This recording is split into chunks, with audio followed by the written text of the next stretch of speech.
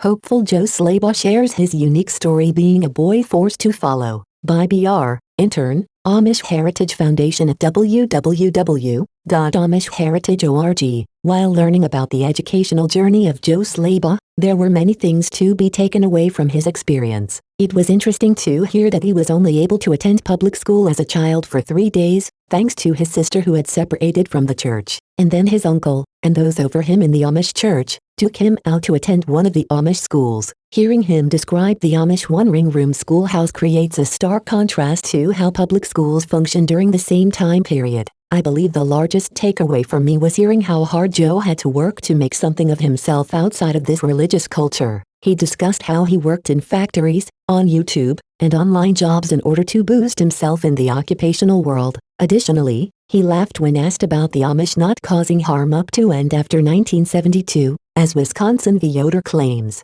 The fact that his education was limited and he had to work so hard in so many areas shows how toxic this culture is, specifically in education. They are holding their youth back and not acknowledging how difficult it is for them to make it in the outside world. But that is the whole point. They want to keep the cycle going. 5 thought-provoking quotes. Here are some quotes that stood out to me while listening to Joe's story. My sister tried to get me into public school. That lasted 3 days until my uncle pulled me out of it and wouldn't allow me to continue. He had me go to a one-ring-room schoolhouse in the middle of a field, literally in the middle of a field, behind his house, and I went there for about 6 weeks or so. For several years I worked at a factory, and I worked there for 3 years and 5 years at the toy factory, and some of that. But you can't really make a decent living on that. I made YouTube videos and monetized that. I was able to see potential from computers from that. To say that they never broke the law before 1972 and up through that year, that's like ridiculous.